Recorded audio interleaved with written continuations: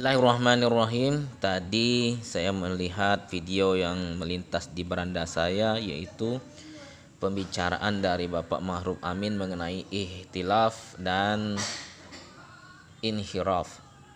Ya, penjelasannya bahwa ihtilaf itu adalah perbedaan, sedangkan inhiraf ialah penyimpang atau berbelok.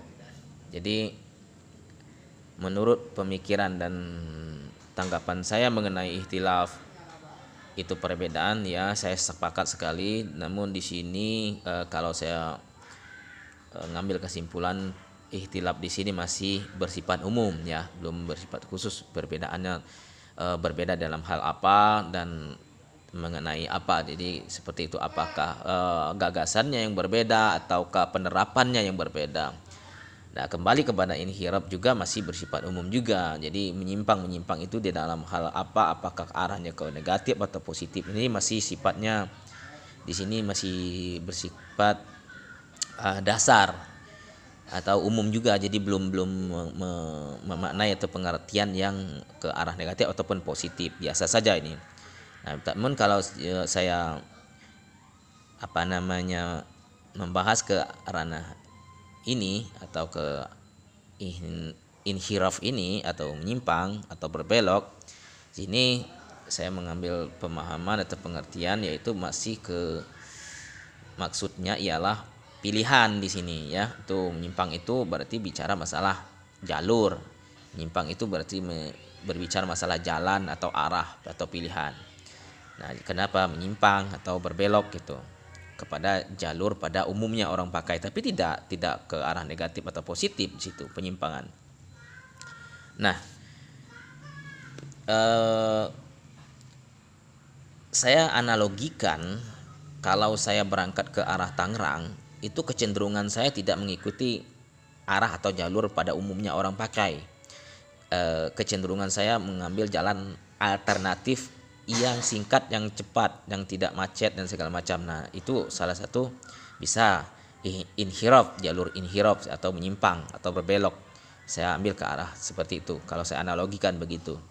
Namun di sini tadi beliau menegaskan contohnya ialah apabila perempuan dijadikan di posisi sebagai imam, maka itu masuk kepada inhiraf atau menyimpang. Saya kira sah-sah saja. Kenapa? Karena penyimpangan ke sini punya tujuan apa, terus dampak negatifnya apa, kan gitu. Cenderung kalau saya lihat kita tarik yang sekarang sedang viral, kalau kita kaitkan ke Al-Zaitun, yaitu tidak membahas kepada imam untuk sholat, ya, namun menjelaskan kepada untuk khotib, ya, itu menyampaikan gagasan-gagasan. Saya kira pemikiran ini di zaman milenial ini bahwa sangat baik sekali dan tepat sekali pemahaman ini tadi. Tidak ada yang konotasinya ke arah negatif. Kenapa? Karena wanita pada zaman modern ini mereka sudah bersih, rapi, dan bercakap dalam berbicara pandai, serta punya keilmuan yang cukup baik seperti itu, pengetahuan alam dan segala macamnya, serta memiliki kemampuan untuk menggagas atau punya gagasan, kemampuan untuk memimpin, mengatur dan segala macam itu. Nah, sudah saatnya kaum wanita ini kita posisikan untuk menyampaikan gagasannya di balik mimbar, di atas mimbar, maksudnya gitu, bukan di balik mimbar, jadi atas mimbar, ya, bukan berdiri di atas mimbar dalam artian mimbarnya, tetapi menyampaikan gagasan itu yang saya maksudkan. Jadi tidak ada ke arah negatif di situ. Jadi kemanfaatannya yang kita lihat. Jadi kalau saya analogikan yang tadi, yang kalau saya ke arah Tangerang itu ngambil jalur itu tadi, jalur itu dimanfaatkan untuk apa dulu? Terus dalam menjalankan jalur itu apakah negatif, apakah merusak atau menghancur atau seperti itu. Maka di sini kita harus berbesar hati, punya wawasan yang luas dan berpengetahuan baik mengenai ini gitu. Jadi jangan kita tarik-tarik ke pengertian ini ke arah negatif. Saya kira salah besar kalau kita tarik ke arah negatif, ya, karena pada masanya dulu tradisinya bahwa wanita itu pada masanya sangat rendah dipandang oleh banyak kaum pada masa itu, baru pemuka-pemuka dan orang-orang cerdas pada masa itu juga tetap menganggap wanita itu sebagai budak. Bahkan di negara Arab pun saat ini sebagian masih berpikir demikian. Itu tradisinya. Oleh sebab itu kita memahami agama jangan bersifat tradisi tapi kemanfaatannya.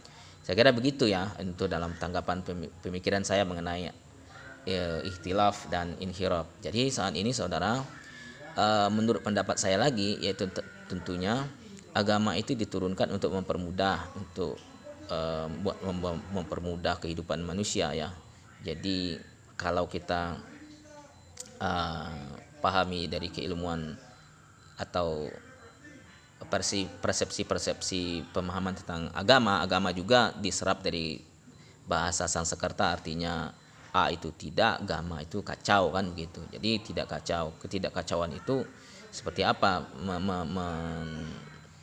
implementasikan itu gitu.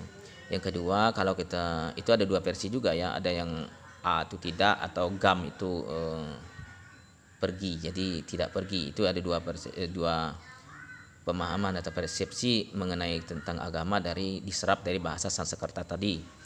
Yang kedua ada kita serap juga pengertian agama dari bahasa Smith ya, dari bahasa Smith itu memaknai agama itu yaitu ad-din atau ad-din, atau di mana di situ pengertiannya ialah aturan-aturan atau tatanan-tatanan, aturan-aturan atau hukum-hukum yang ya tentunya di situ berarti berfungsi untuk mengatur kehidupan manusia. Jadi itu agama. Ya artinya kalau itu mengatur untuk agama itu sangat fleksibel bagaimana cara mengatur. Yang penting kemanfaatannya saya kira ke arah yang positif, mempermudah, membuat damai dan segala macam itu. Ya terkadang apabila kita berpikir sempit maka itu jadi dipersoalkan, dan persoalan yang dipersoalkan itulah menjadi rumit. Saya kira seperti itu, karena kita tidak ada keluasan untuk memahami itu. Kerumitan itu menjadi sebab jadi kericuhan. Saya kira seperti itu ya kalau saya anggap ini persoalan agama ya. Memang persoalan ini ada persoalan yang sangat sensitif. Tapi ya saya sepakat ikhtilaf itu, perbedaan itu seperti Wakil Presiden menjelaskan bahwa harus diterima perbedaan itu, perbedaan pandangan itu tadi. Ya, kalau diarahkan ke mengenai menyimpang ya tidak dikonotasikan ke arah negatif, tidak. Menyimpang itu kan jalur arah pikiran mana yang mau diambil. Yang penting tujuan dan penerapannya baik dan tidak ada membawa ke kejelekan gitu. Tentu malah untuk kemaslahatan. Saya kira gitu menurut pendapat saya. Ya alhamdulillah, semoga ini membantu membuat kita semua bersatu, kuat, membuat peradaban baik, peradaban baru, membangun bangsa ini tidak cukup dengan kita berceloteh sana sini tanpa ada hal wujud yang kita buat. Apabila kita mau maju tentu harus ada yang kita buat ya untuk peradaban, karena setiap para rasul dan nabi yang kecenderungan saat ini kita tidak ikuti itu, yaitu dalam proses mereka membuat satu peradaban, baik itu peradaban Madinah, seperti juga kita lihat Nabi Sulaiman, Nabi Ibrahim, Nabi Yusuf dan segala macam. Mereka selalu kontradiktif dalam menyampaikan gagasan-gagasan untuk kemaslahatan untuk umat pada masa itu. Begitu juga negara kondisi saat ini. Saya kira begitu ya sahabat semua, karena pandangan itu setiap orang berbeda-beda memahami jalur atau proses untuk mencapai daripada Islam itu tadi, mencapai daripada selamat, damai, makmur, tentram. Itu kan makna dari Islam itu. Ya itu untuk mencapai itu kan tentu kita harus sepakat sama, jadi nahniyah lah kita, jadi bukan ananiyah. Ya alhamdulillah, semoga ini dapat membantu. Alhamdulillah.